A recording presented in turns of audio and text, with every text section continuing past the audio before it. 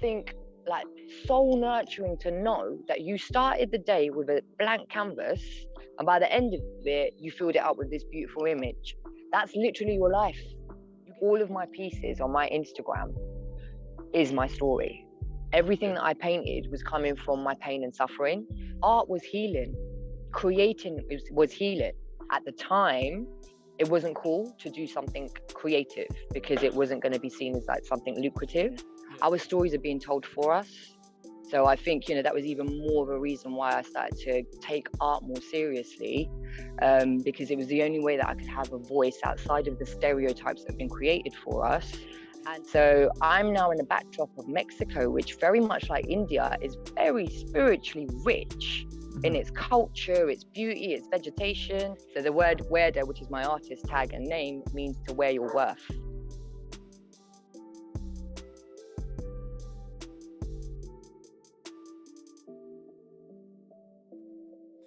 Welcome back to the KultureKast podcast. I am joined today by an artist. Although she was born and raised in the UK, she is speaking to us from Oaxaca in Mexico.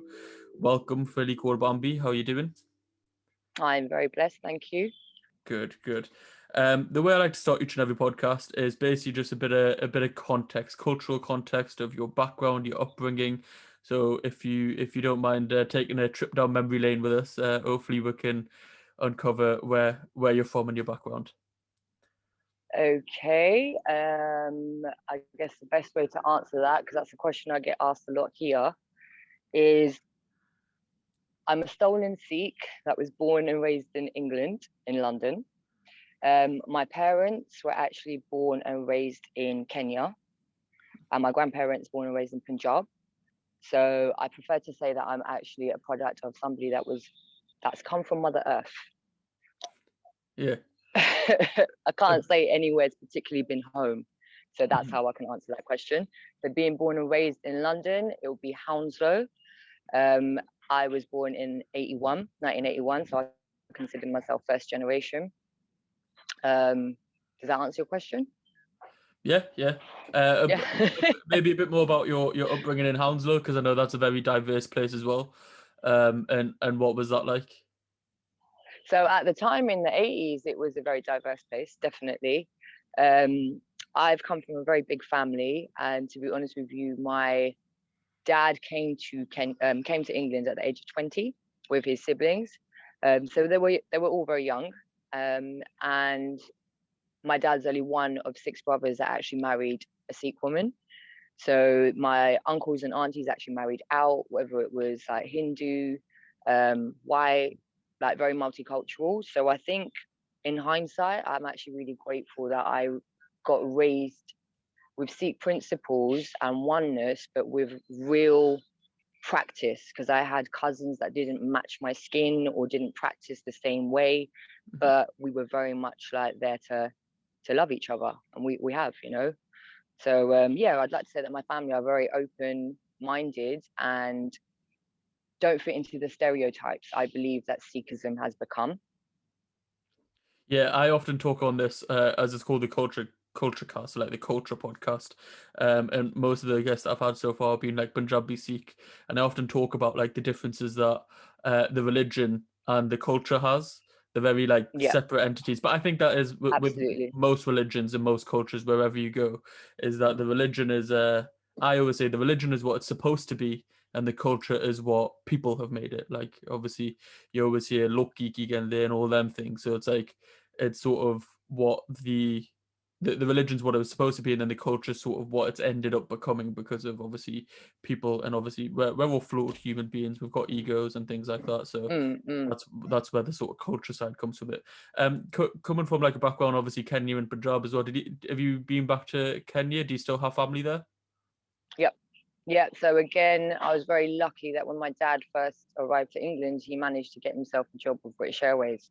So I got on my first plane at the age of 6 months. And to be honest with you, we traveled every year, whether that was going back to Punjab, Delhi, like India, or going back to Kenya. So I've been to both more than 10 times. And we have family in both places, as well as everywhere else on the globe. But yeah, those two in particular, in terms of our roots and heritage, yeah, it's been really important to go back. Yeah, it is really cool. Like there's Indians all over the world after like obviously the British Raj and all that. So Hmm. I didn't even know some of the places until starting this podcast. One of the first guests I had was a MMA fighter from New York, and he's from Guyanese descent, and he said there's a big Nice. population in Guyana as well, which I was unaware of. I knew of Kenya and a couple of other places like Uganda and things like that. I knew that there was a big Indian presence there, but it is surprising how we were just got shifted around like pawns on a chessboard. Do you know what I mean? Like back in the day. I mean, for me, to be honest with you, it's a bit more of a fresh wound knowing that Sikhism's only like a 500-year cycle. So for me, I've gone a bit deeper with regards to like my art and stuff like that. Um, with just the story of partition and what that actually did in terms of Sikhs and how we've ended up, I think now being dotted about the whole globe. We're all over the world because we got completely taken out of our motherland. And to be honest with you, many genocides since then on our people, currently just facing one as we speak, Mhm. that I was a bit more in tune with my Sikh vibration in the diaspora before we even had a name for it. That's just something that we've been given very recently. So I Mhm. think, we've got to be really careful how we're on the front line of our own heritage and how that's kind of being, our stories are being told for us. So I think, that was even more of a reason why I started to take art more seriously, because it was the only way that I could have a voice outside of the stereotypes that have been created for us, and to be able to challenge things outside of being called a terrorist or someone that was fueling hate to do it. Because Yeah. that's what I feel is what's happening. Like for us to be able to have truth about our heritage and our roots, it's being questioned and we're being told that we can only see it in one particular way, and that is colonial. With the farmers' protest, we're saying that at the moment, obviously with it's became a more religious issue than actually like a farming issue. Do you know what I mean? Like it's farmers against the I don't government. think so. I feel like it is. So I don't feel that at all. Well, how do I you don't see think it? it's a religious issue. I think it's more of a humanity issue. I think that's the whole point of Sikhism. So again, we're not doing this because we're trying to just do it for Sikhs. We're doing it for humanity. No, Like it's I'm not saying I just think Sikhs it's that are eating becoming. food; it'll be the Uh, whole of the globe. I think it's becoming a But religious that's issue. propaganda. If that's No, what no, that's what I'm propaganda's saying. done, That's what I'm for saying. me, Yeah, it hasn't. Okay. So yeah, yeah, no, for me, it hasn't, and I think for me, we've got to be careful again as to what media are trying to do because they've historically always done that and tried to scapegoat our religion versus our actual practices. Our practices are for everybody, and it's about humanity. It's not just about us being Sikh and wanting to have our own state and becoming. It's nothing to do with that for me personally. Because again, like people talk about Khalistan and stuff like that from an evolved perspective, I believe, like, to me, most of my Sikh community that lived and born and raised in England are the ones that are actually holding the economy right now. So in terms of Khalistan, that's going to be anywhere that I've built to make this world work. So for me, that's England. It's got most of my heritage, most of my Raj, and a lot of my hardworking people that are basically carrying the whole economy. And if not, then they're actually helping where the government are kind of, there's gaps where they're not doing work. So even, for example, when Grenfell happened, it would be our communities that were out there making sure that there was aid for people and that there was food for people. Cars like Aid are still doing that. yeah. So again, it's not just a Sikh thing. We're doing it for everybody. 100%. Like that's what I'm saying I think the problem is a farmers issue problem. Do you know what I mean? That is obviously gotten to this point now where obviously with the protests happening, it's escalated to the point where the government and media are scapegoating and making it a religious issue. It's Absolutely. the oldest trick in the Yeah, book, it's divide and propaganda. conquer. Yeah, it's the oldest trick in the book, divide and conquer. Absolutely. We're seeing it with Yeah. Brexit, we're seeing it with the Trump election, we see it all the time there's anything big, it's divide and conquer. Yeah. Um, but Absolutely. it is interesting to see how things will pan out because it has obviously been going on for very long now. I mean, I did a podcast previously breaking it down, got a few guests in to sort of explain the issue and to make it universally understandable. So if anybody wants to listen to that, they can go back and listen to it. But it is it's not nice when you see, like, obviously coming from my family, I've got relatives who are farmers in India. It does hit that sort of sore spot, and that's not a religious issue. 100%. It's purely No, because it's a it's one of the human issue. yeah, and it's one of the Yeah, hardest grafts that you'll do. Do you know what I mean? absolutely. So coming to your time in Mexico, where there are a lot of farmers as well, what made you decide to move to Mexico, and like when did you make that choice? It wasn't a conscious decision, to be honest with you. I was invited to Mexico for a 10-day artist residency in March 2020. Wow. So I literally was only coming here for 10 days, and that was also just on the basis of the area that I'm staying in is quite touristy. And in these kind of areas, the tourism seems to attract a lot of like spiritual kind of practices, retreats, those kind of spaces. And to be honest with you, coming from England and being in those spaces, from like the mainstream outside of our kind of gurdwaras and from my elders' perspective, um, it's being it's a trend. It's being sold, you know. So they're actually now people making money off it, and practicing Kundalini yoga in like festivals.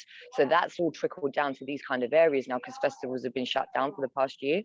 Mhm. Um, so yeah, I kind of found myself being invited to this retreat, but more on the basis that the person that was actually organizing it was Venezuelan, and she was very conscious of the fact that all the people that were coming were Western and white. So she really wanted somebody that would be a representation of just a woman of color or some sort of like cultural heritage as an artist, a visual artist. So I was sat in this meeting, and for once, I have to say, that was me. You Yeah. know, so I was like, wow, oh, finally, there's a need for us. You know, people want to actually hear like your voice, and of course, it's never going to be anyone from the West. It was a Venezuelan sister whose wounds were almost like very similar. So it was like, no, we want to be seen, and we don't want to be seen as being sellouts because we're in very white spaces. So I was very happy that finally, you know, I'm kind of like going to be somewhere that I'm going to be sort of welcomed. As soon as I arrived, I completely was not aware of the fact that everything was attached to nudism and Oh, just the nude community. Of course, I'm not a nudist and I don't feel like I have to take my clothes off for anybody. So I was just really uncomfortable straight away, thinking, how the hell did we get to this? Like, why, as a woman, do I have to sit here and be heard by taking my clothes off? yeah, No. So it was really triggering. So to be honest with you, as soon as I arrived, I wanted to leave because I was like, this is not who I am. This is not my journey. This is not how I've kind of got through life to then come here and forget where I've come from because it makes you comfortable for me to be sat in a room to hear my voice, but with my clothes off. Like hmm, it was very bizarre. So I just kind of found myself as soon as I came here that I was just challenging things that I just didn't really agree with because to me it was very much from like mental slavery. It was very much coming from just females not being empowered and very much pondering to the patriarchy. So I'm now in the backdrop of Mexico, which very much like India is very spiritually rich hmm, in its culture, its beauty, its vegetation. And I'm supposed to come here and be the same as the colonizer now and just take what I want from it. But no, I was like, no, I have not come this far for this. So by day 4, I was ready to leave. yeah. What made you By stay? day 4, lockdown. So COVID happened. And I was the only person that had come all the way from England. So there were 9 other people that had come from New York. For them, that's a local flight. And Yeah. to be honest, this is when I started to realize how much my practice as a Sikh was being tested versus most people that are following a trend. And now we're going to see who's going to make the right decision to them that just follow. So we've got a saying that we say here in Mexico when people say just go with the flow, Hmm. dead fish go with the flow. I'm not a dead fish. I'm here to follow my own hukum, which is my divine order. Yeah, So straight away, when people were rushing back because they thought the infrastructure in Mexico is not going to be able to handle a pandemic, and there's going to be dead bodies on the street everywhere, and we're going to run out of food.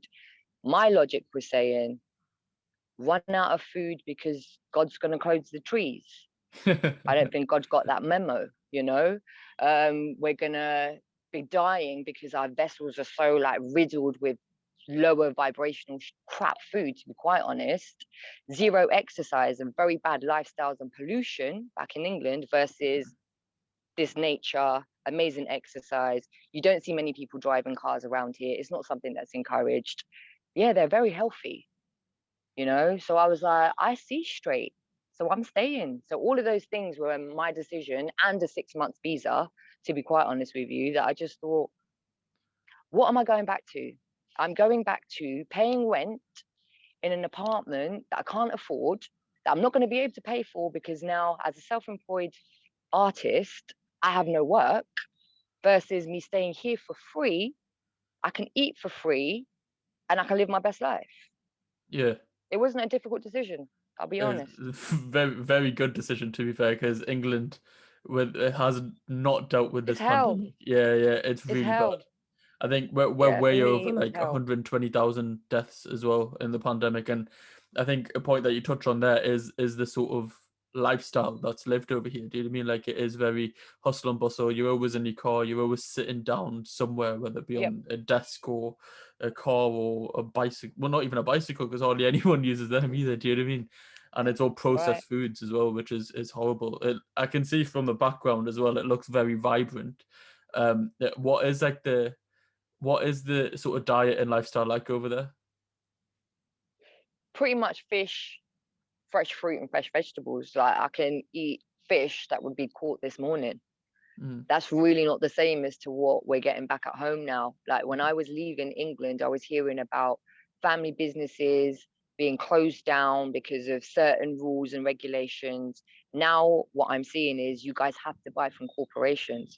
You have to buy food that, to be honest with you, is giving you no nutrients and no life force whatsoever.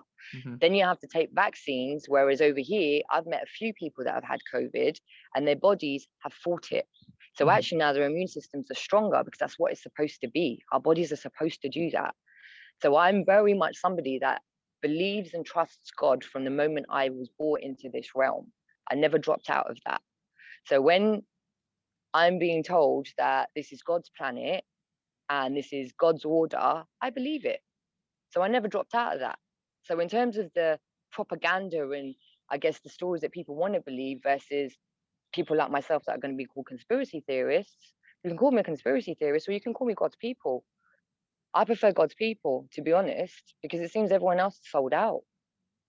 Yeah, it's I always have parallels between the diet in Mexico to the one in India, to be honest, because they're all like It's on exactly the same. yeah, they're on the same equator line Yeah, as well. So yeah, most of the diet there is when you think of like and obviously this is probably stereotypical, but like tacos and things like that, and what is it, quesadillas, the ones in like tortilla yeah. wraps. Do you know what I mean? It's basically just roti. Roti. Yeah, exactly. Yeah, literally. The way we eat, to be honest with you, culturally, the way we live, for me, the Mexicans are very much like Punjabis. Yeah. In the time that I've been over a year, and I'll tell you honestly, brother, I have not paid rent anywhere I've lived. Everyone has treated me like family. You know, they're like, no, Philly, we want you here. And to be honest, more and more people just want to know about my Sikh roots. They want to know where I've come from. They want to know, they want to understand my vibration. Hmm. And it's been beautiful. I mean, I don't know if you're aware, but there's also a whole thing about the lost Sikhs of Mexico. So in Oh, terms of our influence and where we've been, yeah, I've basically met a few third, fourth, fifth generation Sikh Mexicans. So I know that our influence has been global. They can write us out of history, but actually when you step into different lands, our vibration can't be denied. Like, it's felt. I was just about to ask that if there was a big Sikh community over in Mexico. It's very interesting to hear that. Cancun.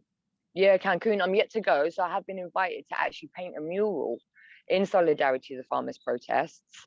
But at the moment, we're in another lockdown. So I've just been very respectful of the fact that I've lived in this village. So if I was to go out and potentially go to the city and then come back, I could be potentially bringing that in. So I've just been really respectful of their order here because it works. Yeah, no, definitely. Like, when you go somewhere, you should always be respectful of wherever you go. The other thing that I was gonna say of the similarity is that this is a bit more of I don't know if it's funny. I find it funny, but when you look at Mexicans' body structure, a lot of them do look like Punjabis as well. Like they have like a big Punjabi build. 100. Do you know what I mean? I don't know how I say it respectfully, Should I tell but you what else? No, because they work hard. They're yeah, really engaged in their body. And the way that they work is not like office jobs like what we've become in the West. They're still very engaged with working like the farmers yeah, on the land, serving Mother Earth. That's mm, what we're here for. So in terms of even like I say, when we talk about caste system in Sikhi, that's not ours. That's colonial. So for me, over here, there's a saying of a jack of all trades and a master of none. Great. I'm definitely one of those people. Like I'm good with my hands. I've got a lot of different trades. I can kind of adapt to wherever it is that I'm in. So to be honest with you, that's more genius than having one trade and being stuck with it. yeah, So I just think that's all part of the mental slavery. And to be honest, everyone here walks around with a machete. So for me, that was straight away very much similar to us walking around with kirbans. So yeah, as like another sort of thing for myself, I got like this tattoo done on yeah, my neck, and it's of a machete. So again, that was something that I kind of did to initiate myself here because I was very aware then as to how important my voice was here. So then I was kind of in these very white spaces when people want to know about my culture and my roots while they're sitting on a stage getting paid to teach Kundalini yoga. I was like, nah, we're not doing that again. You don't just get my insight for nothing. You know, I'll do this in a podcast because you're giving it space and like that's going to be able to help and kind of like transform to other people. But for one person's ego, for you to get paid off my culture, no, no, no, I'm not doing that again. You know, I'm not colonized in terms of my voice is something you just get for free. My insights are my wounds. This has come from my own healing. So no, I don't do this from ego. Like I do it because I genuinely want people to sort of change and shift. Yeah, it's I think when anything becomes a trend and things like that and money gets into it, that's obviously when people just capitalize on it. Do you know what I mean? Like people won't actually It's know. offensive. Yeah, but Yeah. people won't know what they're doing. They're just saying, "Oh, here's a way of making money. Let me train in whatever is the trending topic And at the get a moment." certificate. Exactly. Yeah, like a Literally. certificate. I'm like, did God give that certificate? I didn't know God was doing certificates now, but that's great.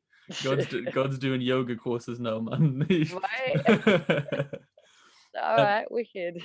because you went out there for art, just take it back to probably as you were a kid, I imagine, is when you first got into art. Like how did you first, what was your first like sort of introduction to it? How did you first start getting into it? My mum, Yeah, to be honest. Yeah, so my family, my mum has come from a very creative like family. I mean, to be honest with you, to even say that, I'm going to change that.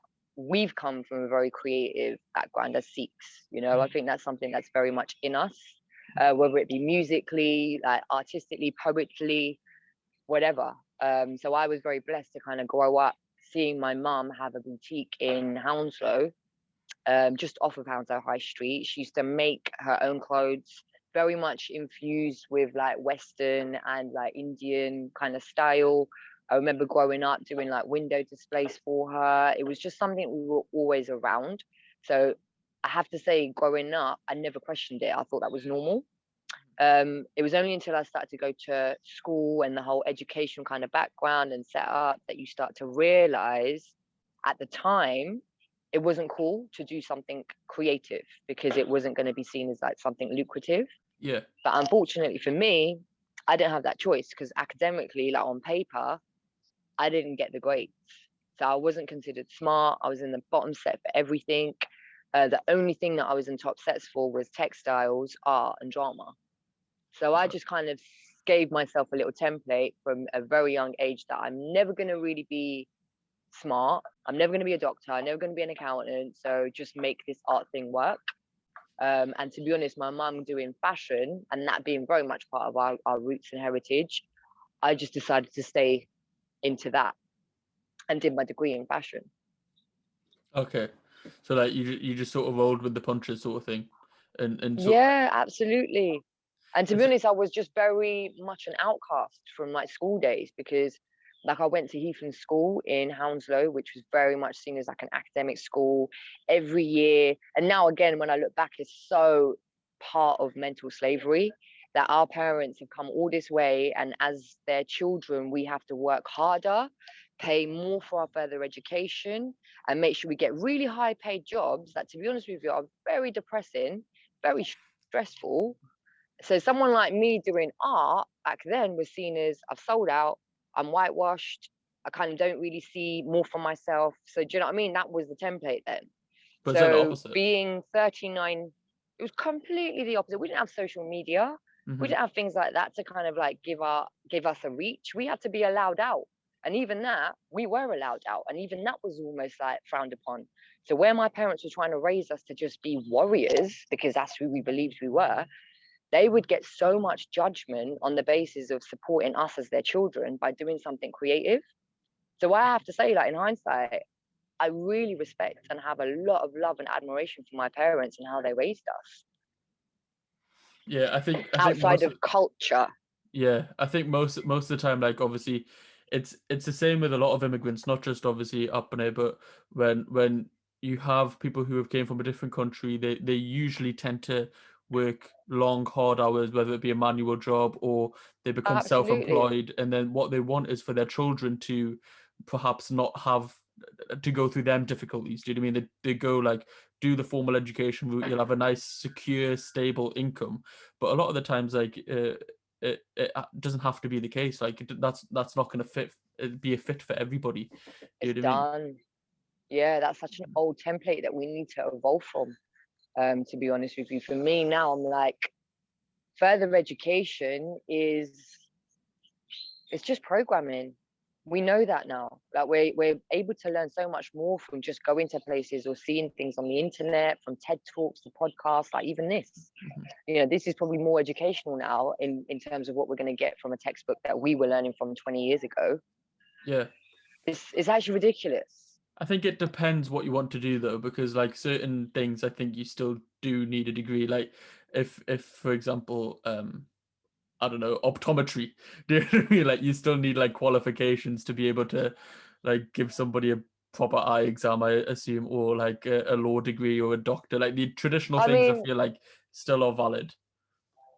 uh, yeah, the traditional things are valid, but to be honest with you, before like universities and things like that existed, that people were still doing things. They were still getting things done. I mean, like I shared with you, I got my tooth done here like 2 weeks ago now, Mhm. and it's shocking because a lot of people would say that, like, oh, how do you know if you even got like a proper dentist, or if you got this, or how you got this qualification, and blah blah blah. And I'm like, to be honest with you, I got butchered in England going to like the dentists there. It's no different. I think more than anything now, I want to know whether or not this person's going to be humane. Are they going to see me and treat me like a human being, or are they just going to poke and prod me because that's what their certificate has given them the encouragement to do so? So I don't trust the doctor system, the hospital systems, and I say that because I've been in it. I was gifted meningitis in 2016. I was Right. diagnosed. I mean, even that, I wasn't diagnosed. It's a process of elimination. And to be honest, it just gave me a real insight to the system and what it is that we're all so confidently saying that, oh, but you need a degree to be a doctor. To be honest, common sense is not common. I'm not a doctor, but I'm somebody that's very connected to my body. It's my body. Hmm. So when I've got these people with their clipboards trying to tick boxes and telling me about my lifestyle, and I'm like, I'm sorry, but I don't actually come from an office job. I haven't come from any of those things. I'm an artist, and and this is what I'm doing. It made me really realize how much even the system, in terms of the medical system, is enslaved. It got to a point that I was refusing medication because they wanted to give me something that was opium based and was giving me seizures. So now I've got a neuroscientist and a microbiologist arguing about my body, both trying to decide whether or not I've been diagnosed with epilepsy. Meanwhile, because I've come from a care background, I was a carer at the age of 17 without a degree, Hmm. doing this kind of work, administering medication to people that were vulnerable So you've got to understand, this was first generation where we were doing those jobs as 17-year-olds. So I knew that there's a thing called contraindications with medication. I have been diagnosed with a low immune system, like neurological problem, and then these people that are in power, because they've got a degree, have given me a medication that is now giving me seizures. I'm all right, thank you. I don't trust the doctors. I got discharged. The woman that was next to me, who didn't have this knowledge, was leaving with 6 months worth of prescription for epilepsy drugs. She didn't have epilepsy.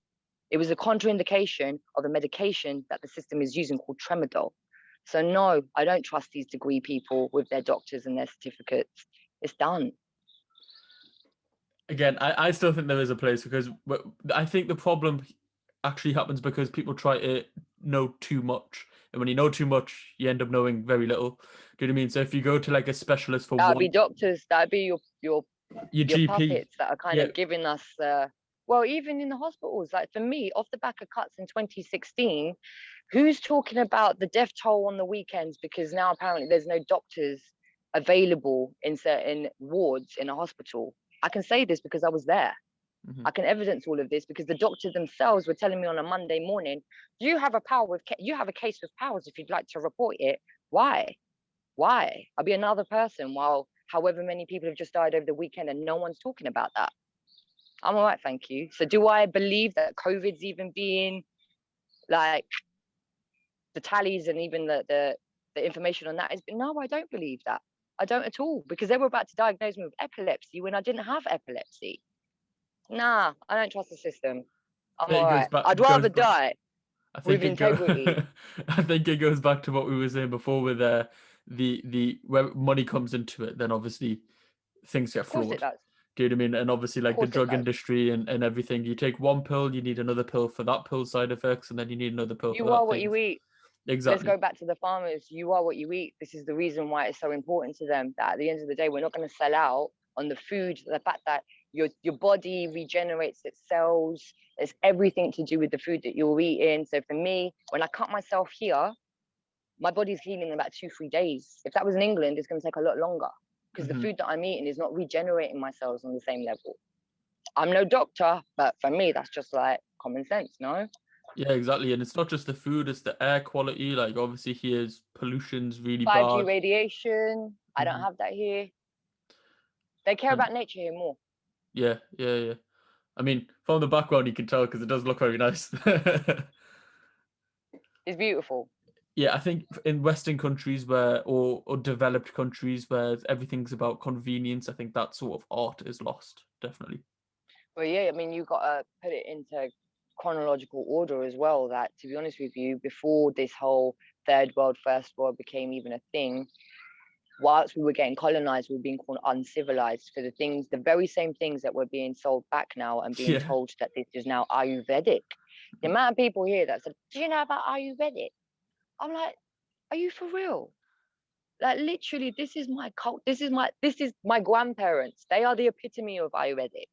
From time that they even rocked up to England, do you think they still even eat a piece of meat or eat any of this like low vibe? No, they're more vegan than anyone here that thinks that, you know, they're more woke. Yeah. So I'm like, again, while you start killing our elders because they're the ones that the keepers of our knowledge, look at history. In terms of the West, there was things like the witches. These women were being killed because they had this knowledge outside of the patriarchy, which we're now saying the doctors know exactly what they're doing because they've done degrees. So what are our grannies then? You know, because this is all the same things that our grannies used to tell us. It is very interesting because I said it on a podcast before. I said it on a podcast before with Churchill and the British Raj and things like that with coal as toothpaste. And now it's getting so back to us. Yeah, charcoal, sorry. As toothpaste, and now it's getting so back to us, and at a very expensive rate as well. When you go to Tesco's and you see a charcoal toothpaste, it's double or triple the normal price. Because it had to come from a Western corporation, or it couldn't come from our elders or from some third world like coloured person. Do you see what I'm saying? That's colonial. This is still slavery. Again, going to that book, it has like it speaks like very highly of like turmeric, and obviously in our culture it's in everything. Kurkumau. Exactly. That's like here. It's here as well. But now you go And Holland here about it it's and you can get it in not. a capsule. Right. And you get it in your tea, and you get it in this, and you get it in your yogi tea. And I'm like, wow, how much are you making on that? Yeah, Because it is just about money. These that's people it. just making money off of our practices. But going back to your art, sorry, because we went on a bit of a tangent there. Yeah. Going back to your art, so you found that art's the one for you. You're not very academically gifted, but you like things that are very creative. You go into university, and then after university, how do you start basically, I guess, making money from art? Well, to be honest, it had nothing to do with any of those things. So I realized from university, I had to unprogram everything that I was programmed to learn, because the reality of working in the fashion industry and being female was, as soon as I came out and started to find a job in it, that was the first time that I actually encountered and understood racism was a thing. Right. So you've got to understand, growing up in Hounslow, being around other people that match your skin was actually a real safety net, Mm-hmm. because I experienced racism more from a perspective of the racism between just like Sikhs and Muslims, or like within caste system, or, you know, it wasn't so black and white. So we got like a bit more of a deeper perspective on that. And then as soon as I go into like the working industry of fashion with my degree, it seems none of that mattered, and it was more about how I looked. Right. So Okay. actually, me getting a degree had nothing to do with nothing. And then when I'm starting to be in very white spaces, and I'm actually hearing white mothers say to their daughters that you don't have to get a degree. This is in front of me, as in they do, because they're people of color. They got to work harder. But you're pretty. You can work your way up. And I'm Right. like, wow, what does that mean? So actually, we're now, from the diaspora, as women of color, Sikh women in particular, with very strong like spirit, being told that actually we need to shrink ourselves, fit into this colonized perspective of what a woman should be, and that's hypersexual. Just shut up and look pretty, because you need to just sell clothes. So sex sells. So what did I need a degree for? So to be honest with you, working in the industry, from Topshop to Harrods to All Saints, all the top names that people on paper would say, oh, well done, Philly, you made it. Oh, she's a visual merchandiser for this company now. None of those conversations made me feel good. It was like I had sold out from a really deep wounded perspective, because it actually was very much in time and in line with when my grandfather had ascended. So this was 2010. Mm-hmm. So 2010, I decided, oh, no, 2010, I was triggered into feeling things from a bit of a different perspective, because my grandfather is no longer here. So my safety net of, I know who I am because he's here, had gone. Right. So as soon as my grandfather's vessel was gone, as a Sikh, Nihang looking Singh, strong, solid man, didn't say much, but his presence was enough, ripped my heart out. I genuinely thought, oh my gosh, I have totally messed up. I haven't had enough conversations with him. I didn't ask him enough questions. I should have done this. I should have done that. So it's all of those things that it's bereavement. It's the first time that I've actually lost someone of great value to me. So straight away, I found myself going to the doctors to say, I can't cope. Yeah. They've then said, I've got mental health issues. And I'm like, because my granddad died. No, that's not mental health issues. That's bereavement. Mm-hmm. I don't understand. So straight away, they tried to give me tablets. They give me a little box of tablets to say, these are antidepressants. Now you could go and take those and you'll feel better in about a week. And I'm like, because my granddad's going to come back? I don't understand. Yeah. So anyway, I took them for about 2 days. And to be honest with you, it stripped me of my spirit. I felt nothing. I was like a zombie. Mm-hmm. And it was really triggering. And again, I'm grateful that I've come from a very solid family where we're very old school in that sense, where we don't sell out to meds. So my dad was like, we need to go to India. So my mum and dad decided that we were going to go to India. I took a trip to Hazur Sahib. I took a trip to Punjab. And to be honest with you, I believe I connected to who I am, who I'm supposed to be here. I think I connected to my hookum, and art found me because I found Waheguru, to be quite honest. So I started to communicate through my art, and then started to be shown things in my real world, and then started to realize that this was the magic. This was how I was practicing and keeping connected to what it is that I'm here for. So I think, to be honest, I went anti-fashion and found myself picking up a spray can because I got invited to an event called Femme Fierce. So Femme Fierce was for International Women's Week, and it was in 2014, where they had basically asked for an all-female takeover. So I thought, excellent. I really want to connect with some sisters now, and I really want to start, figuring out this whole like challenging the patriarchy and just being a real Sikh woman. And the reality was, as soon as I got to Femme Fierce Leek Street, Waterloo, I'm one of 100 females. Not many women of color, to be honest. I think I was like one of two. The other one was foreign. I was just like, wow, I've hit jackpot. This is great. This is everything I've worked hard for. But the reality, there were no women. It was bitchy. It was fake. No one was in their heart center. The whole thing was about raising awareness for women with breast cancer. But a lot of the artwork was just women with their breasts out. So again, I was like, where's the compassion at in terms of like women understanding other women? We're doing this to raise awareness about breast cancer, where women will actually lose their breasts. And you're all painting images of them with their breasts out.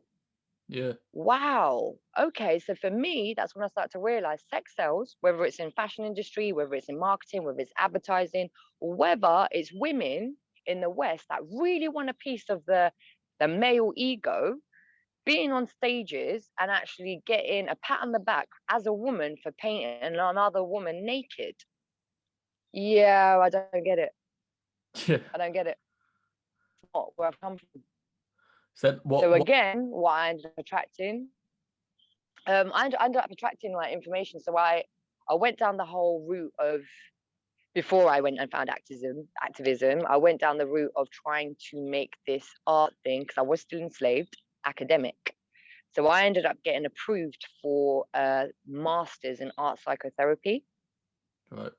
Because it turned out on paper, I had enough experience having worked in the care sector from 17 to about 29. I had enough like hands-on experience versus the academia. So again, I was like, great, touche. Again, I feel like this is like my grandfather guiding me. The reality was, as soon as I got let in, and it's like my first month, we're supposed to find a placement, a clinical placement. They found it for me. It's in a mental health ward. I'm now being shown the Mental Health Act. And in England, we still use electric shock therapy. Oh. From a human Sikh perspective, I don't agree with that. And then they're saying statistically, we use it more on women than men. As a woman, I don't agree with that. Yeah. Because again, we've got access to our emotions. We have the right to have access to our emotions because we are in tune with our wombs once a month. Yeah. Men don't have that. So when my emotional response can fly out of my mouth, and then I've got a man that wants to then judge that, and through his fear, order 5 people to pin me down and electrocute me, I'm not going to be part of that. I didn't even know they still did that. Yeah. So again, these degrees and whatnot, I don't want them because it's not human. And we're still doing stuff like that. And there's still people agreeing to it. Not my karma. I'm not doing that to my spirit. It's traumatic. So, and in the same breath, what I'm seeing in the mental health sector. Sorry, go on. I was going to say, so when did you start to formulate like your own style? When did you sort of detach yourself from trying to fit into these sort of sections and like formulate your own sort of style? To be honest, so I started to just figure out things. I had a therapist. So to do the art psychotherapist masters, you have to be in therapy yourself. Okay. So to be honest with you, I was like, great. I continued. So when I quit the masters, I continued because what I started to find was the templates that they were using and applying with me were not in line with me being Sikh. So I was constantly finding myself challenge my therapist because of the stereotypes she kept pushing on me when it wasn't my truth. Yeah. So when they have one template of, but you've come from a culture that really disrespects women and they don't really like women because of blah, blah, blah. No, I haven't. That's not my culture. I'm Sikh. Yeah. That's not my template. So if we've been written out of history, and then I'm standing in front of you telling you that this is who I am in my vessel, but your piece of paper and your clipboard doesn't say that and doesn't see it, does that mean I don't exist? Because I'm here. That's it's. I think that's them stereotypes, isn't it? Like, because but when you delve into the actual religion, and again, maybe this is where the religion and the culture sort of is contrasting. But when you look into the religion, equality is a big thing from very early on. Like, there's no difference Major. exactly. But perhaps I don't know if it's ignorance, if it is obviously like using a template for anyone that is of color, or if it's if they're looking at cultural differences more than religion. It just sounds a bit weird because you should be a bit more open-minded and adaptable, especially if you're in therapy. To be honest, it's got nothing to do with healing. So that's when I realized in hindsight, my parents taking me to India and for me to step foot on my motherland versus me sitting in a room with a white woman and a clipboard judging my life. Yeah, I want to take going to India. Yeah. That's much better than any medication I've ever had. So I do, like, I ask people in terms of like fourth, fifth, sixth generation, where you want to sit there and call like young melanated men angry and blah, blah, blah, and put all these labels on them. Have they been back to the motherland? Do they have any connections to their roots? Probably not. So yeah, I'll be angry too, because you keep telling us where we've come from. And again, it's just from a very colonized perspective. So yeah, it's very triggering. And then when you've got just one perspective of my response and me challenging you, and that's I'm angry, it's even more belittling. I'm like, you need more words for your vocabulary. Yeah, This because isn't then they my just anger, this is my paint you in another box. frustration.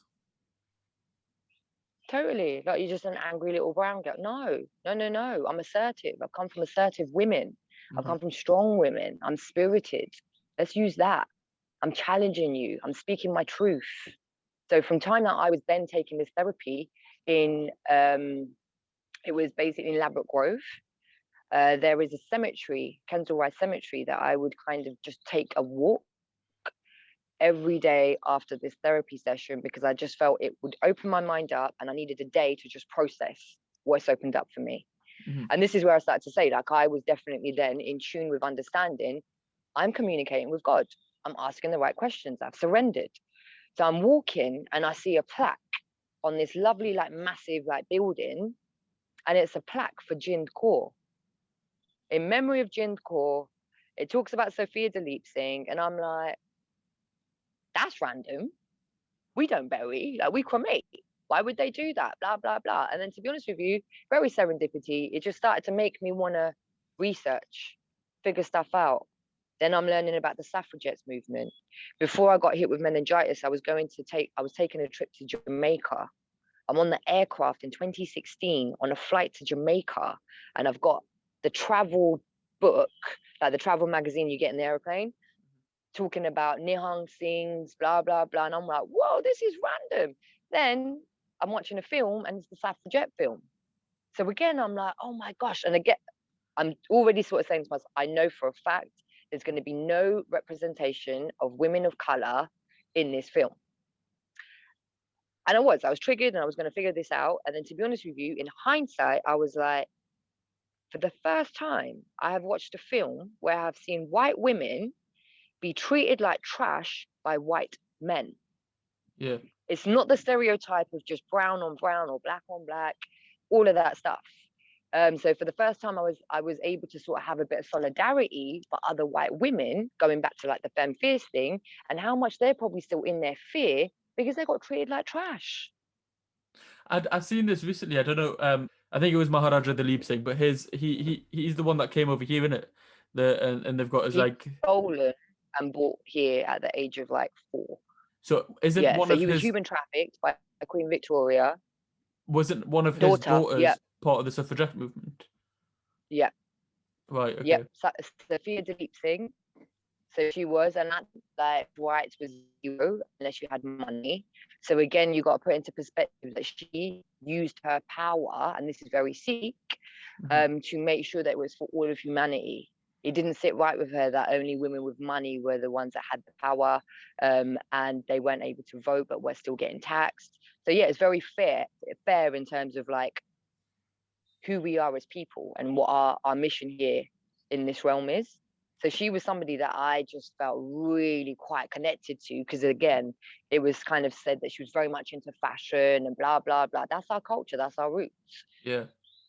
So yeah, it was almost like, oh wow, other than Sophia Dalip Singh, the only woman of color that I've ever felt any kind of connection to growing up myself in the 90s was MIA. And that was again someone that's come from Sri Lanka as a refugee, coming in England and needing to be really like out there and constantly criticized for just having a voice. Those are my choices. So then how did you sort of get out of that, like, I don't know what the right word to be used, like bubble, I guess? Like, how did you sort of like establish like, how did you clear your thoughts? Obviously you're getting told by your therapist one thing, and it's not really sitting right with you, and then you're formulating your own thoughts on these walks in the park. Like, was there a defining moment, or was it very like a slow process and just figuring out yourself? No, it was totally like I'm still in the process. To be honest with you, that's when I started to realize like how much we are not living our lives. So I just say that I'm now really plugged out of like the mental slavery, and I feel like I'm here in my hukum, as in my divine order.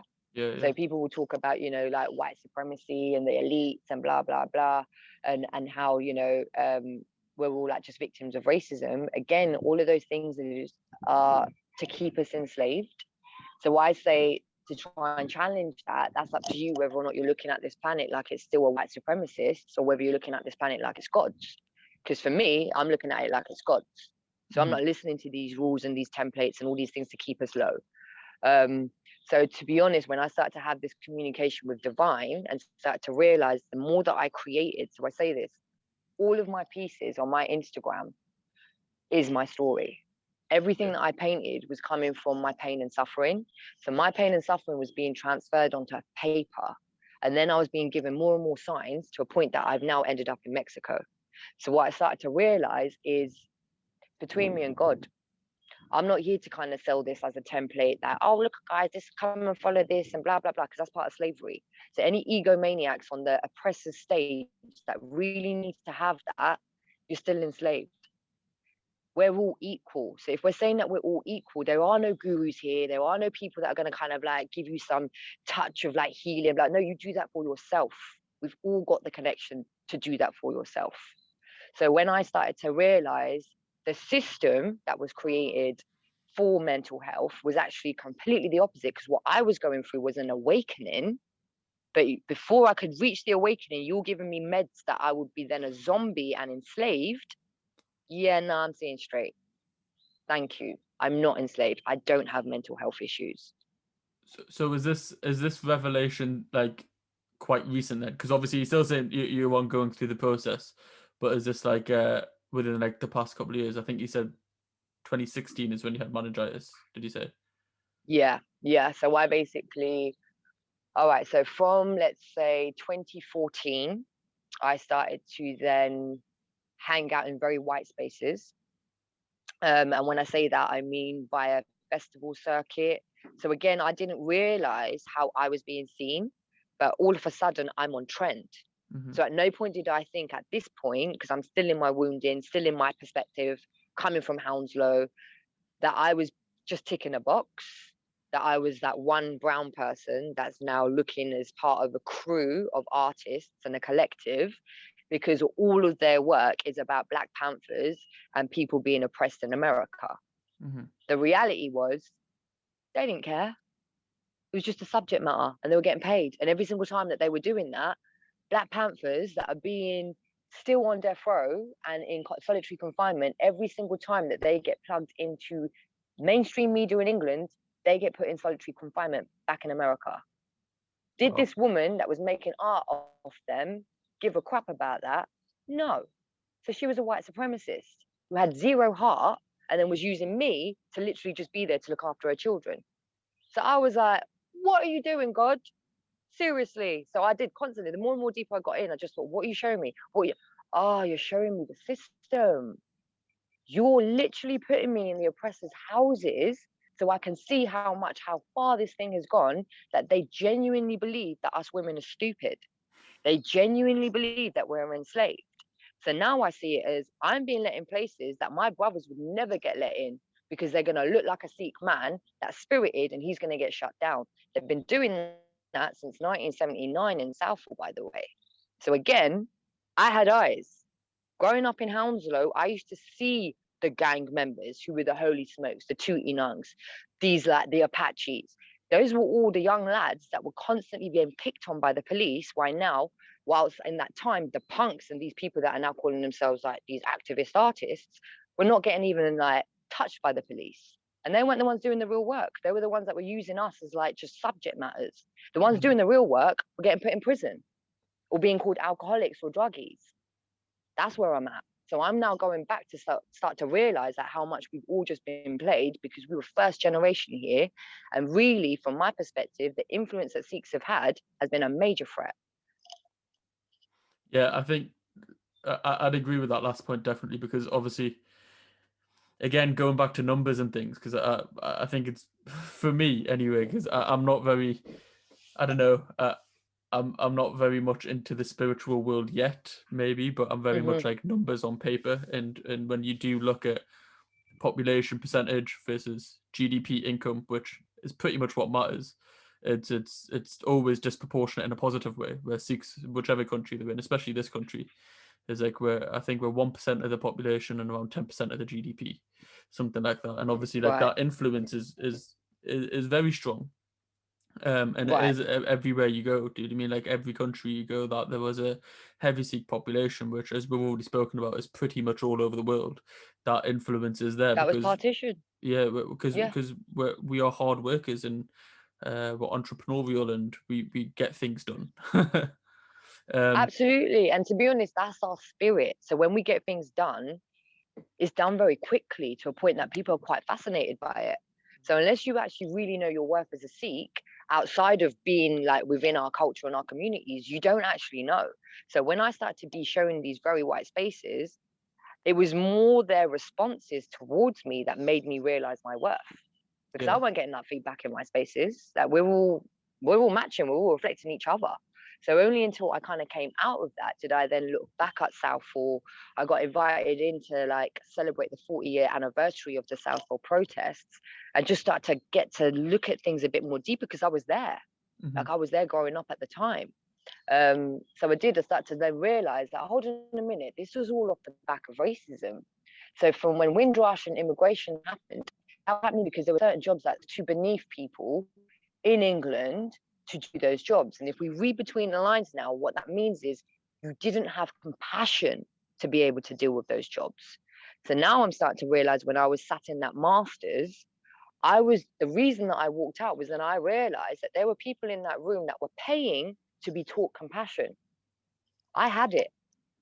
I don't pay to have compassion. That's my roots. That's my spirit. I need to get out. So I'm not having this being sold back to me. This is who I am.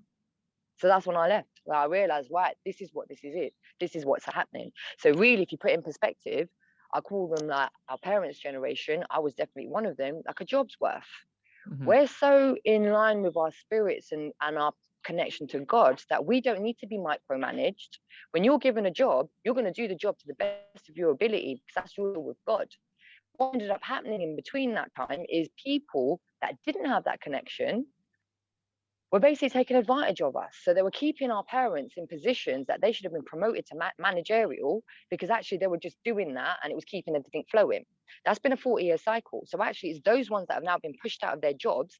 And now you've got third, fourth, fifth generation that aren't like our parents, because they're like me, next generation, thinking, well, I'm British. I'm angry. I don't want to have to do those things. Like, we were born and raised here getting our heads kicked in and studying and doing everything that our mum and dad want. So we've been working overtime for what? Not on it. So then I started to realize that even us buying properties, that was off the back of not being allowed to rent properties because apparently we stank of curry. Meanwhile, every pub now wants to sell curry. How is that not us influencing a trend? It's funny because the national dish And now everyone in wants to own England, property. the national dish in England is a chicken tikka masala. Genuinely is, like, if you Google it. Right, but That, apparently like 40 years ago we were told we stank. yeah, exactly. Right, It's exactly that's a what it is. mockery. It was you Do you know see what I the mean? pictures all the time of, like, Yeah. what is it? No dogs, no Indians. Do you know what I mean? Like, above, like, pubs No and Irish, yeah. yeah, that's it exactly. And you see them all the time back in the day. Like, I like to think that things have progressed because I'm optimistic, but sometimes you do have certain encounters which make you think, maybe have they, and sort of question things. No, totally. It's still so deep rooted for Yeah, me, like the racism and the institutional racism, because we still see people, like I say, people still seeing through colonial eyes that you've got people now that look like me and will be arguing with me as to why they believe, because their textbooks and they got an A-star in like mental slavery, is telling them that I've come from a third world country that do not respect women.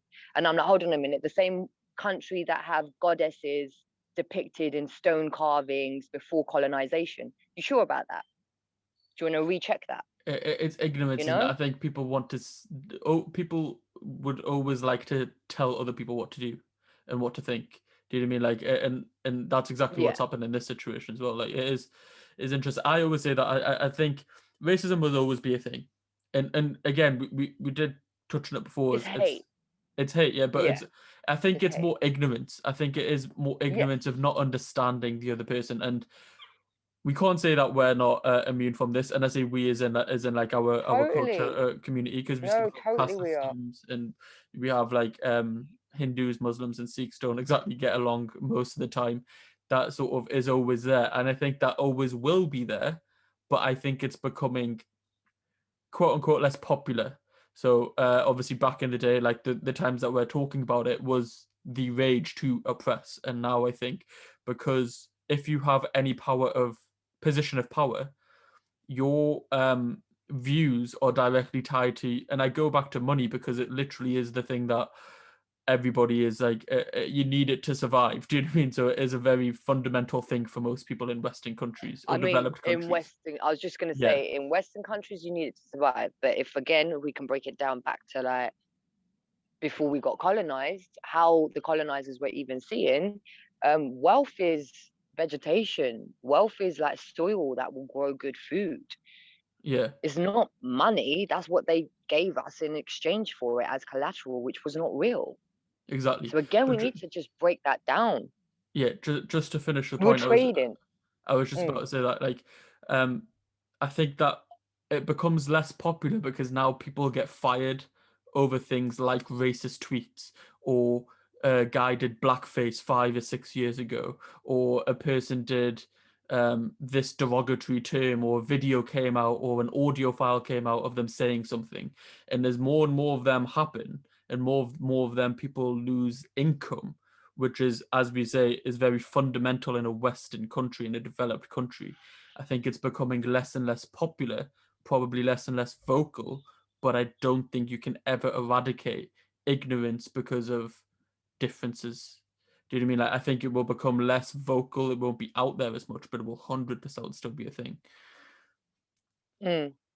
But that's how I see it anyway. Like, everyone's got their own opinions and things, but I feel like the past year as well, I've seen a few incidents where people have been on video and basically said a racist term, whether it be on their like private Snapchat and somebody's recorded it, and then boom, they've lost their job.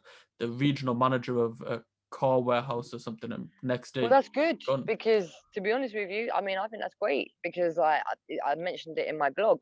The reason I even left my job in Topshop was soon after my grandfather had passed. That was when I think, the racist slurs and whatever hit a bit more deeper because I Mhm. didn't really take on board like how much our grandparents or our parents have done for us to be here. I was still with my little blinkers on thinking I'd made it because I've got a scroll and a picture, you know? Yeah. But it was actually the triggers. So again, this is when I start to realize I'm communicating with the other side. Mhm. Um, my boss basically had made an error on my pay. So I basically had questioned her about it because I was supposed to be getting double rate on that day, time and a half. But I had basically said, when I'd asked her, oh, wasn't I supposed to get double pay on that day? She was just outraged, firstly, that I challenged her. And then secondly, instead of saying the time and a half, I said double. So she was like, double? What boat did you get off at? Oh wow. And to be honest with you, yeah, so that, to be honest with you, it was the first time.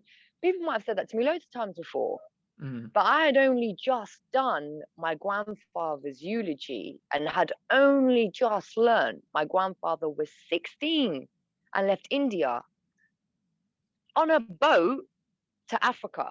Yeah. There's probably about 25 people on that boat. Probably about 6 of them made it, one of them being my grandfather. So I was like, that's what fucking boat I've come. Sorry, but I was very angry. In that moment, what I wanted to do was knock her out. Yeah. In of my spirit, I was like, no, we haven't come this far to do stuff like that. You need to go above her. So I literally went through HR. They then said, oh, bear in mind, this was a manager of Topshop in Brixton, a very like highly like ethnic minority area. And this is this woman's views and how she's able to speak out loud. So it turned out that she was needing to go on a diversity training program. So this is why, off the back of my complaint.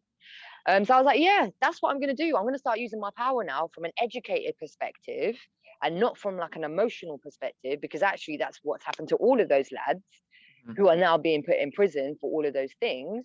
So I just started to think, I need to get smarter. My grandfather didn't do all of those things for me to then just be a sellout.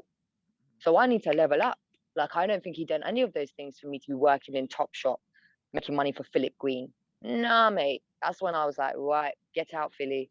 So that's when after that, I'd gone to India, then I'd come back, did the masters, walked out. So the reason of me even walking out in the masters was we sat down for one whole day's training to raise awareness about FGM. The woman that was facilitating this training program was a white woman who, by the end of the day, literally just told us about the poor little Somalian girls that get cut and come back and get sold abroad and blah, blah, blah. What's and then FGM, on the certificate, FGM, female genital mutilation. Oh, okay. So by the end of it, she was going around the class and then giving us all certificates. And the certificate had said, this person has successfully trained in a day's program of FGM, the prevention of FGM. So I put my hand up and I said, I'm sorry, I'm confused because at no point have you said to us how to prevent FGM. Everything you said has been about after it's happened. Yeah. So actually, that's not preventing anything. You're just dealing with so much trauma after it has happened. At the time, I was working in Acton, which is a heavily Somalian like populated area. I had reason to believe that those kind of things were happening. So from my perspective, I'm there doing a master's because I genuinely want to do this work. I genuinely want to help these people, where it seemed all the other people were just having a certificate that they can stick on the wall to say they're doing the work. But they're not doing the work. So I said, I really wanted to know by the end of the day, do I, A, kick the door down and I'm going to get support from a police officer to know that this woman is about to get cut? Do I, B, report it and the police is going to come and do that? Like, what's the protocol? What are we saying? Yeah. Nothing. We're saying nothing. So I was like, again, I'm not selling out. I'm paying to sell out. I'm not paying $6,000 a year for a master's to have a piece of paper on my scroll on my wall and be like, yay, I made it. And then I've got to die, face God and be like, nah, sorry, I sold out. Sorry, God. Nah. Yeah, it is interesting. Like, I remember when I was at school as well, is the amount of like, so in Newcastle, there isn't as many Sikhs as down south. There isn't as many coloured people, to be fair, generally as down south. Black, Asian, anything is mainly white. And in my school, I remember there was one incident, and it always sticks out to me because it was like the sort of prime example of what isn't happening, which was I'm in a science lesson or something. Some kid calls me a packy bastard or packy cunt, one of the two. I end up headbutting him. He goes out crying, and then we both get called to the head teacher's office or the deputy head's office. He's like, what happened? I goes, He called me the P word. I headbutted him. Yeah, that's basically what happened. Like, if he didn't call me the P word, I wouldn't have headbutted him. And he basically did the whole, like, right, you've done something wrong, we'll just call it quits. I don't have to write a report or anything. Boom, off you go.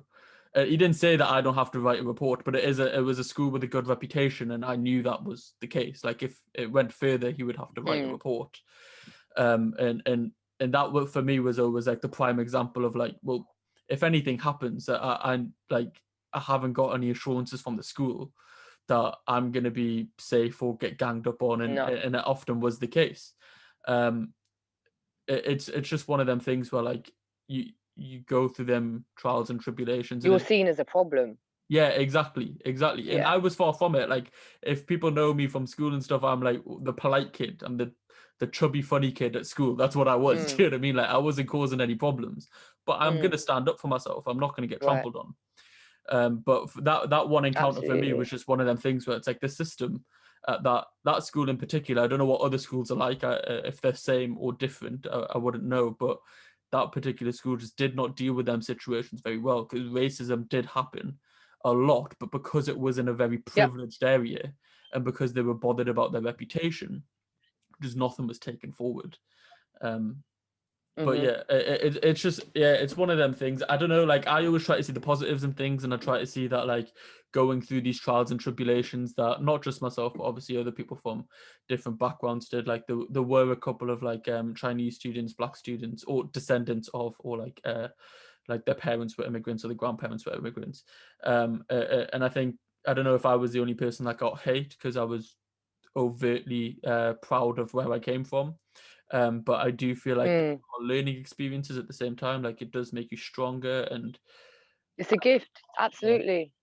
Yeah. I think that's the best way to see it, to be honest. Like, when I look back now, I don't like it. I don't like when people are doing that. Oh, poor you, you're Indian. Oh, and a girl. Like, no, don't do that.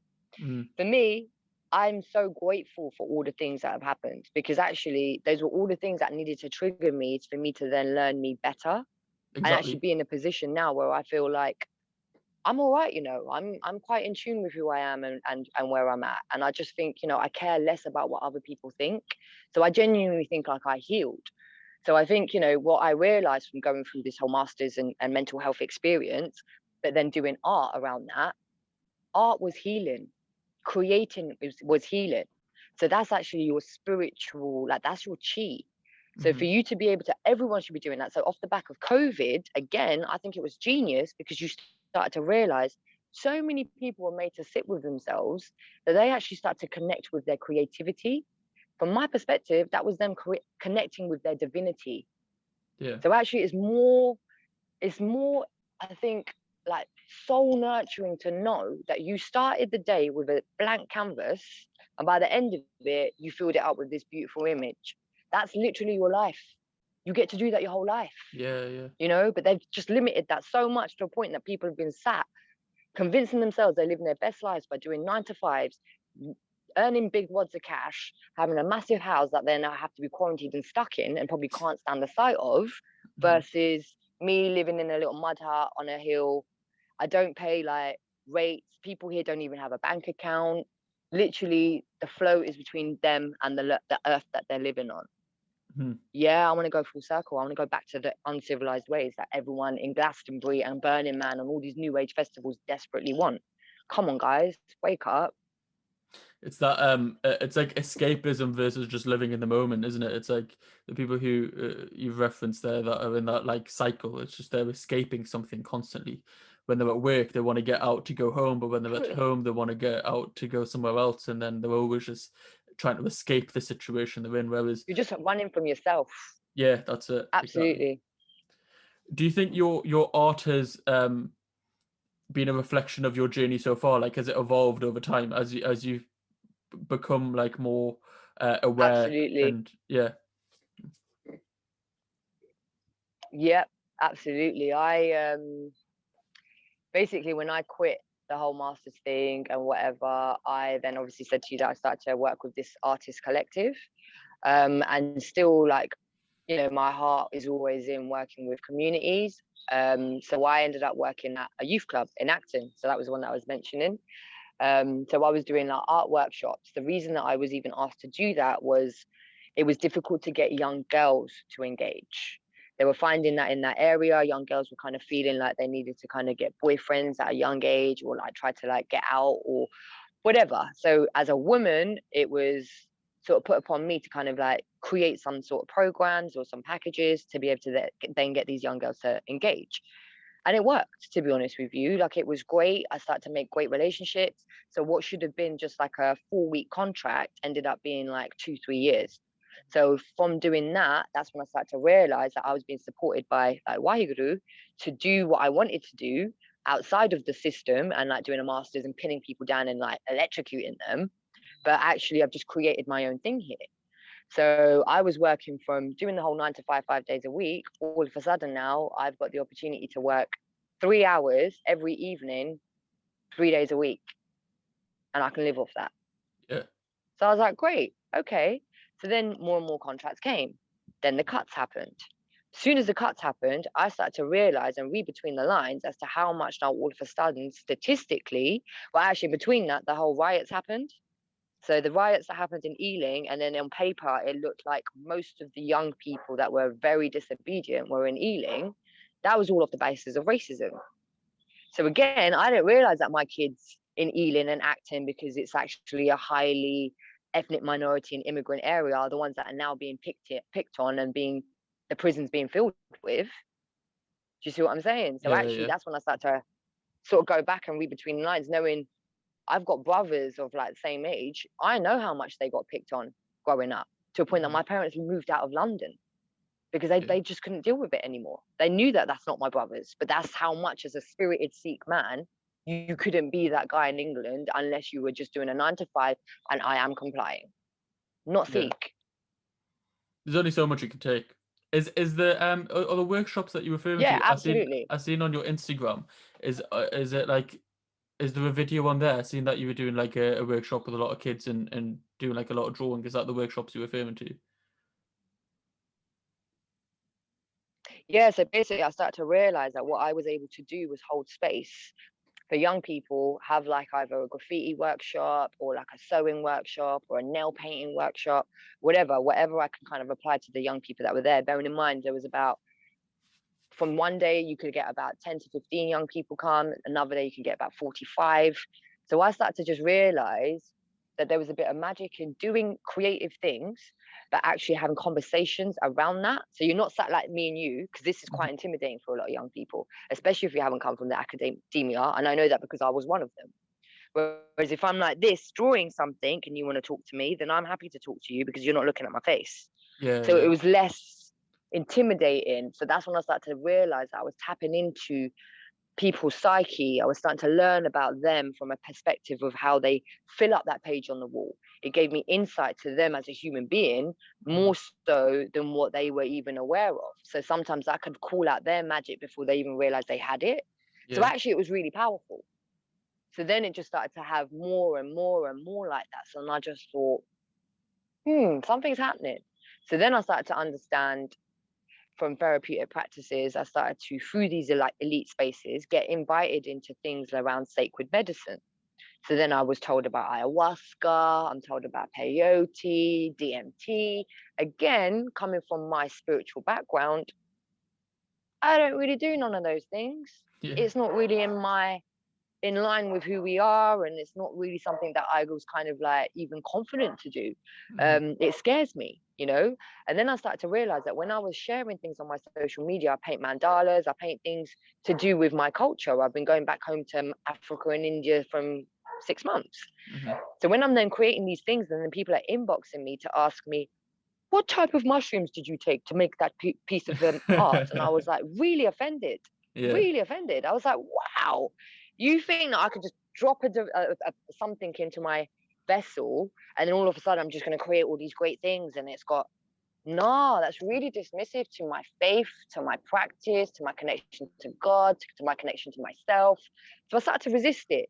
And the more that I resisted it, the more it kept coming on my path. So then I was like, what are you doing, God? Why are you doing this? Then I realized that's their God. These Westerners don't have that connection. Imagine like growing up, not having any faith, waking up every single morning, realizing you've got nothing here. I couldn't live like that. So I was like, wow. So no wonder they've got to wait until their adult life to go to a festival to actually connect to anything that might be close to a culture and not feel uncomfortable because it's very white. You don't have the bollocks to do that back in Africa and India. You feel like an absolute idiot. So now I start to realize that I'm being shown something else here. And actually, I'm probably not realizing how rich I am and how much I've come from real wealth in terms of spiritual practices and my vessel, my molecular structure. It's this skin that I'm holding. It's this that I'm, do you know what I mean? So all these practices where like all the answers are inside, it's not jargon, it's real. So my grandfather passing and me being upset that I'd lost out all this time. And no, that was when I finally first really started to connect with my melanin. And actually my grandfather ascending leveled me up. It's constantly giving me signs. Yeah, it's good that you could take like a negative and make it into a positive, because a lot of them times like situations like that are like make a break for people. Do you know what I mean? Like and unfortunately it wasn't a breaking point, but it was a making point, and as you say, it leveled up. What is like the future for you now? How do you think about it often, or like are you going to stay in Mexico for a bit longer than planned? To be honest, yeah, I'm staying. I feel like this is me forever. So again, in terms of just patterns and our molecular structure, and I guess matter and pattern, you want to go sciencey because I love science, and I think it's very important for people to apply that to all of this new age like spiritual practices, and it's being gentrified. We've got to understand that. So when they're starting to talk about Johnson and Johnson patenting ketamine snuff versus a plant that has psilocybin called mushrooms here in Mexico that isn't being used, it's because of money. Mm-hmm. Do you know what I mean? So actually, I feel like I've been brought here to just be able to call out all the stuff now that I've been learning back home in England, because here they immediately put me on a pedestal because I talk like this, and they assume that I've come from education and wealth and blah blah blah, that I'm like, all right, God, let's do this. Like finally now my voice is being heard, and actually it's being influential. So as soon as I rocked up here, I was hugely triggered by the very white pro expat communities. I was like, let's start calling them what they are. I know that I'm staying here on the basis of being a refugee, because actually I'm not going back to a better life. I'm staying here because it's better here. So let's start calling it what it is, right? So I'm here on a refugee status. You guys aren't expats, you're immigrants. You're immigrants the same that our parents were called immigrants when they came from their Africa or Indian countries and went over to England. So stop it. So I'm here to just kind of change the language, challenge the language, and to be honest with you, also just be living proof as to how rich your life can be outside of the monetary system and inside God's wealth. So just for an example, me being in Mexico for the past year, I have learned how to stick and poke tattoo. I yesterday went on a course to learn how to make cacao chocolate from bean to literally end product. I'm learning how to do silversmithing because my grandfather was actually a blacksmith. So it was something that I've always wanted to do, to learn how to make my own swords. I'm already being supported in that. I'm not being funny, but all of those things will be very heavily priced degrees being sold to us back in England. Yeah, I was gonna say. Nah, I see straight. Because that now is like one of them superfoods, isn't it? Like in this book. Sorry, going back to that book before. And it's another sacred medicine, to be honest. The health benefits are crazy. They're incredible. So again, I was like, yeah, I'm staying. I get to just do art in exchange for food and water and shelter. I've not had any money. Yeah. Nothing. So it's all exchanges, because that's how the world used to be. It sounds very like free and liberating. Yeah, it really is. And to me, it was everything that I really needed to know existed to keep my faith alive, and for me to sort of still keep trusting the process. So this is it. This is my proof to people that this is my faith. Yeah. And it's for everyone. It's not just for me. 100%.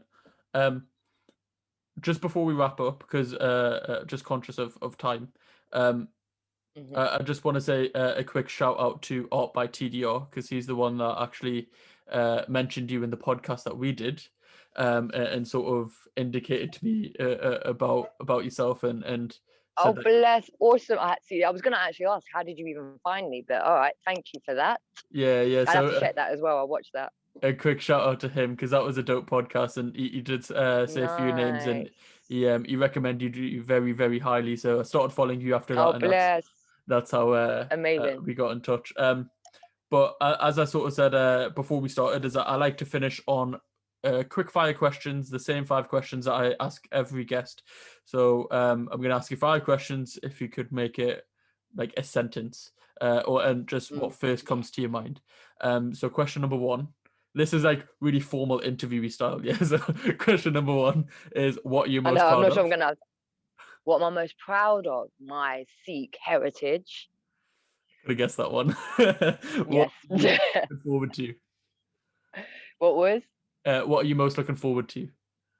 What am I looking forward to? The whole world waking up. Number 3 is, what is your biggest motivation? Love. Number 4 is, what is your definition of success? Happiness. And last but not least, because it's the KultureKast podcast, how do you think your culture has affected you thus far? How has my culture? I think I am the epitome of my culture. I'd like to think that that's who I embody. So in terms of like a diaspora and everywhere that I've been, this is my culture, my vessel. That's where weirdo comes from. So the word weirdo, which is my artist tag and name, means to wear your worth. So I kind of came from a generation where you didn't have a social media or a platform to give an insight to other people as to what your personality was. It was literally how you looked. That was your personality before you could speak. So yeah, I'm still an advocate of that. Smashed it. I've really enjoyed this, to be fair. It's a bit different to what I'm normally used to. I'm not gonna lie. I'm not gonna lie. Awesome. But I like it. I like it. If you don't speak to different people, you're always just gonna stay in the same rut. Do you know what I mean? Like, Absolutely. I've learned a That's lot. been a pleasure. Thank you. Thank you. Hopefully you've enjoyed it as well. I'll leave your. No, I have. Yeah, awesome. I'll leave your links in the description so people can check all of that out. Go on Instagram at Weirdo, but the link will be in the description, and then check out some of the artwork that we've been referencing through this podcast as well. Over and out, people. Nice one. Gracias.